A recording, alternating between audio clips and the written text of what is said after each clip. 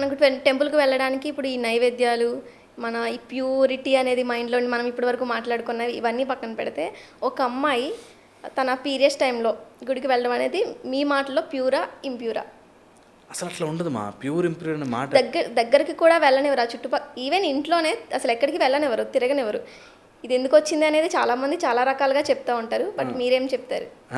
నేనైతే వాటిని మేము ఏమంటామంటే స్పిరిచువల్ హాలిడేస్ అంటాం.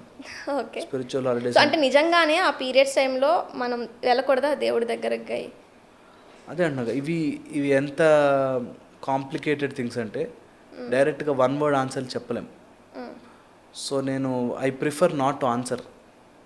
ఎందుకు చెప్పను అంటున్నా అంటే కొంత ఒక ఐడియాలజీలో ఫిక్స్ అయిన వాళ్ళకి ఇవి చెప్పలేం. ఓకే, అందుకని అట్లీస్ట్ ఇలాంటి విషయాలు మనం డిస్కస్ చేసుకుని దాన్ని రప్చర్ చేయడం తప్పితే ఇది ఎండ్ ఆన్సర్ దీనివల్ల ఎందుకు అని చెప్పకూడదు. అండ్ అట్ మై లెవెల్ నాకు అవసరం, నేను చెప్పే స్థాయిలో లేను. నేను I don't prefer telling all that. ఇది ఇంప్యూరా ప్యూరా మన వాళ్ళు ఎప్పుడూ అలా చూడరు అని మాత్రం తెలుసు నాకు. ఒక భగవత్ స్వరూపాన్ని, ఒక ఉమెన్ని, అమ్మవారంటే అమ్మాయి అంటే అమ్మవారి శక్తిలాగా చూసేవాడిని. ప్యూర్ ఇంప్యూర్ అని ఎప్పుడూ డివైడ్ చేయలేదు.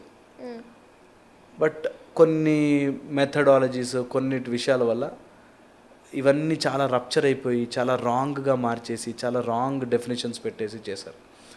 ఎవరైనా సరే భగవంతుడి ముందు ఒకటే. ఇది ఐఎమ్ వెరీ ష్యూర్ అబౌట్. భగవంతుడి ముందు ఒకటే. ఇందులో అసలు డౌటే లేదు. నువ్వు ఈ టైంలో నేను ఇలాగే బిహేవ్ చేస్తాను అని మొండి పట్టుదలకు పోయే వాళ్ళకి ఏం చెప్పలేం. కొన్ని మనకి ఆచారాల ప్రకారము కొన్ని ఇట్లా వచ్చాయి, సిస్టమ్స్ వచ్చాయి కాబట్టి వాటిని రెస్పెక్ట్ ఇవ్వడం ఒకటి. మన దగ్గర అయితే జనరల్లీ స్పిరిచువల్ హాలిడేస్ అని భగవంతుడిని కూడా నువ్వు పట్టించుకోవాల్సిన అవసరం లేదు. నువ్వు సృష్టి క్రమంలో ఉన్నావు, భగవంతుడిని కూడా నువ్వు ఆ 3 days ముట్టుకోవాల్సిన పనిలే, అంత రిలాక్స్ అయిపోవచ్చు నువ్వు అనే ఒక మైండ్ సెట్తో వచ్చింది. But I don't know really, నేను దాంట్లో ఎప్పుడు ఎక్కువగా స్టడీ చేయలేదు, రీసెర్చ్ చేయలేదు, అటు సైడ్ వెళ్ళలేదు. ఇప్పుడు నేను అడిగిన తర్వాత కనీసం దాని గురించి స్టడీ చేయాలనుకుంటున్నారా? లేదు, ఎందుకంటే కొన్ని విషయాల్ని ఎంత రప్చర్ చేసేసారంటే, ఎంత పుండులాగా మార్చేశారంటే దాని గురించి మాట్లాడగానే గొడవ చేస్తారు. సో నాకు అసలు వన్ థింగ్ ఈజ్, నాకు ఫేమస్ అవ్వాలని కానీ ఇట్లా ఏదో చెప్పి వైరల్ అయిపోవాలని నాకు అసలు ఆశ లేదు మైండ్లో. సో అందుకని నేను I don't talk all this. ఇది నిజంగా ఎవరైనా నిష్ణాతులు అందులో గుడి చేసిన వాళ్ళు అలాంటి వాళ్ళు చెప్తే బాగుంటుంది. నేనేం నాట్ రైట్ పర్సన్. నేను సైకాలజీ కానీ కౌన్సిలింగ్ సైకాలజీ కానీ నేను నా అండర్స్టాండింగ్లో మనిషి ఎనర్జీస్ని ఎట్లా హైఅప్ చేసుకోవాలి, మెడిటేషన్స్ ఎట్లా చేసుకోవాలి, వాళ్ళు ఉన్న ప్రాబ్లమ్స్ని ఎట్లా దాటి వెళ్ళాలి, వీటి మీద ఎక్కువ నాకు నా పరిధి, నా లిమిట్. నేను దాన్ని దాటి మాట్లాడే పాయింట్లెస్. సో అందుకని అవి better I don't talk all that. ఇది ఎందుకు మాట్లాడలేదని మీకు తెలుసు, నాకు తెలుసు, చూసే వాళ్ళకి వీళ్ళకి తెలుసు. బట్ నేను ఖచ్చితంగా చెప్తున్నాను, అందరూ మాట్లాడితే ఇంప్యూర్ వెళ్ళకూడదు అంతే, ఇలానే చెప్తారు. రీజన్ చెప్పరు, వెళ్ళకూడదు అనే చెప్తారు. కాదు అదే అంటున్నా, రీజన్ ప్రాపర్గా తెలియదు కాబట్టి ప్యూర్ అని చెప్పి మధ్యలో వచ్చిన పుస్తకాలు చదివి ఇంప్యూర్ ప్యూర్ అనే పాయింటే కాదు. ఓకే, ఇఫ్ ఇన్ కేస్ వాళ్ళన్నది రైటే అనుకుందాం. అనుకోవద్దు, ఎందుకు అనుకుంటాం? ఒకవేళ అనుకున్నా అంత ప్యూర్గా దేవుడి దగ్గర ఉండాలి, ఇలానే వెళ్ళాలి, నాన్ వెజ్ తిని వెళ్ళకూడదు, ఈ పద్ధతులను పాటించి వెళ్ళాలి, అండ్ పీరియడ్స్ టైంలో వెళ్ళకూడదు అనుకునే వాళ్ళకి ఇప్పుడు చాలా మనకి దేవుడికి సంబంధించిన సామాన్లు కొన్ని బయట వస్తువులు కొనుక్కుంటూ ఉంటాం. అది కుంకుమ ప్యాకెట్స్ కానీ అగరబత్తి కానీ ఇలాంటి వాటి మీద దేవుడి బొమ్మలు ప్రింట్ చేసి వస్తున్నాయి. అది మనం దాని అవసరం అవగానే పాడేస్తాం. అది ఎక్కడ పాడేస్తామో, ఎవరు తొక్కేస్తారో, ఏం చేస్తారో కూడా తెలియదు, అంటించేస్తాం, చెత్తలో కలిపి పాడేస్తాం. అది ఎక్కడ ప్యూర్ అయింది? అంత మంచిగా దేవుడిని ఇప్పుడు గుడిలో ఉంటేనే మంచిగా ఉండి వెళ్ళి పూజించుకుని వస్తారా? దేవుడి ఫోటో ఎక్కడ ఉన్నా దేవుడే కదా. మరి అక్కడ ఇచ్చే ఇంపార్టెన్స్ ఈ ప్యాకెట్స్ మీద ఉన్న విగ్రహాలకి వీటికి ఎందుకు ఇవ్వట్లేదు? వాటిని ఎందుకు అంత అసలు ప్రింట్ చేయడం ఎందుకు? ఇప్పుడు నువ్వు చెప్పిన పాయింట్ని ఒక స్టెప్ ముందుకు తీసుకెళ్తే, నీకు గుడిలోనే ఎందుకు దేవుడు, అన్ని చోట్ల ఉన్నప్పుడు ఆ ఫోటోలో ఉన్నప్పుడు ఆ ఫోటోనే చూసుకోవచ్చు కదా. మన చేతితో ఇంట్లో దేవుడు బొమ్మ పెట్టుకుంటే అది దేవుడు, గుడిలో ఉన్నది దేవుడు. బట్ ఈ కొనుక్కుని వచ్చిన ఈ ప్యాకెట్స్ అవసరానికి కొనుక్కుని వస్తున్నాం, పూజ చేస్తున్నాం, అయిపోతుంది, అది అక్కడే ఎలా పడితే అలా పాడేస్తాం. సో ఎగ్జాక్ట్లీ చెప్తున్నా, నీకు ఎగ్జాక్ట్లీ చెప్తున్నా. ఎప్పుడైతే మనము ఒక భగవంతుడు అనే ఒక నమ్మకం పెట్టుకున్నామో ఆ నమ్మకానికి తగ్గ పవర్ అక్కడ జనరేట్ అవుతుంది. నువ్వు కవర్ మీద కూడా చూసుకోవాలి, నువ్వు ఎక్కడైనా చూసుకోవాలి, ఎలాగైనా చూసుకోవాలి, అంత అవేర్నెస్ వస్తే ఇంత అవసరం ఉండదు. ఆ అవేర్నెస్ మనము ఆ గుడి లోపల భగవంతుడికి అని పెట్టాము కాబట్టి ఆ భగవంతుడి గురించి మనం ఒక ఆలోచనతో ఉంటాం కాబట్టి అక్కడ ఆ శాంక్టిటీ మెయింటైన్ చేయాలి. ఎట్ ద సేమ్ టైము దాన్ని పిచ్చిగా మార్చుకుని చాలామంది చాలా రకాలుగా, ఇప్పుడు ఎందుకు కరోనా టైంలో శానిటైజర్ వేసుకోవాలి చేతికి, రోజంతా వేసుకుంటే నీట్గా ఉండాలి కదా చేతులు, అందుకని రోజంతా రుద్దుకుంటా అంటే కొంత మీనింగ్లెస్ విషయాలు మనం there is no point in talking. ఎందుకు కవర్ మీద దేవుడు ఉంటాడు అనే అంత అవేర్నెస్ వచ్చేస్తే ఇలా ఉండడు, మాయమైపోతాడు. కవర్ మీద కూడా దేవుడు ఉంటాడు, దేవుడు ఫోటోలో కూడా దేవుడు వచ్చేసాడు అంటే రాయిలో దేవుడు ఉంటాడని నమ్మిన వాళ్ళు ఈ కవర్ల మీద ఈ ప్యాకెట్స్ మీద ఉంటుందని ఎందుకు నమ్మట్లేదు? నువ్వు రాయి అనుకుంటున్నావు కాబట్టి నీకు రాయి ప్రాబ్లం. మేము రాయి అనుకోవట్లేదు, భగవంతుడు కూర్చుని ఉన్నాడు అనుకుంటున్నాం. కొన్ని ఊర్లలో చెట్లను పూజిస్తారు, రాళ్ళని కూడా పెట్టి పూజిస్తారు. ఎగ్జాక్ట్లీ, నీకు అది రాయి అంటున్నావు. రాయే కాదు, అందులో భగవంతుడు ఉన్నాడని నమ్మాం మేము. మీరు నమ్ముతున్నారు కాబట్టి మీరు నమ్మిన దానికే అవుతుంది, మీరు ప్యూర్గా ఉండి పూజలు చేస్తారు. అబ్సల్యూట్లీ. నిజంగా కూడా భగవంతుడు కళ్ళ ముందుకు వస్తే మనం చూడలేం, అంత పవర్ ఉంటుంది. అయితే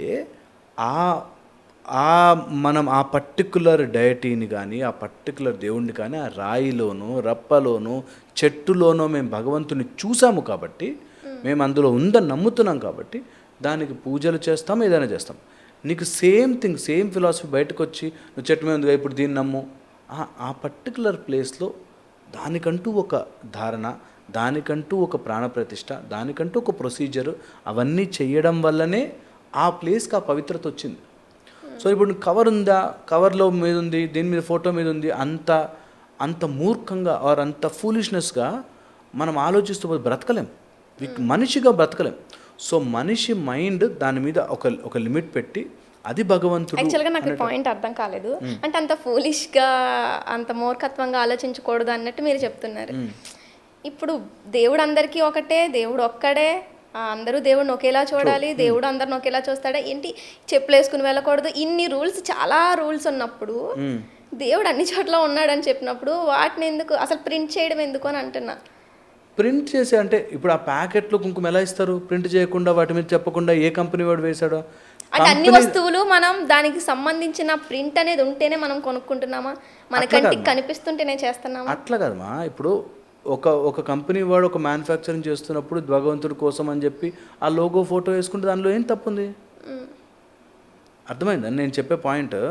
నువ్వు ఫోటో ప్రింట్ కూడా చేయకూడదు, మీరు అసలు దేవుడు ఎక్కడ కనిపించకూడదు, అక్కడే ఉండాలి. పెట్టిన వాళ్ళు అసలు ఆలోచించలేదంటారా? ఇప్పుడు దీన్ని యూజ్ చేస్తారు, తర్వాత ఇలా ఎక్కడైనా పడేస్తారు, అది మంచిది కాదు కదా, తొక్కేస్తారు, కాళ్ళతో తొక్కేస్తారు. ఎందుకు మంచిది కాదు? ఇప్పుడు అదే ఎగ్జాక్ట్లీ మై కంటెన్షన్, మా పాయింట్ చెప్పేది. నేను చెప్పేది ఏంటంటే, నువ్వు ఒక్కొక్కసారి అది చినిగి కింద పడి కాలు తొక్కి ఒకసారి డస్ట్బిన్లో వేసేస్తున్నాము అంటే మనం భగవంతుడికి సమర్పించాల్సిన దాన్ని అట్లా పవిత్రంగా తీసుకొచ్చాము, సమర్పించాము అన్నంతవరకే మనం ఆలోచిస్తాం. కానీ తర్వాత ఆ పేపర్ ఎట్లా వెళ్తుంది, అటు వెళ్ళిందంటే అది OCD, it's a complex disease.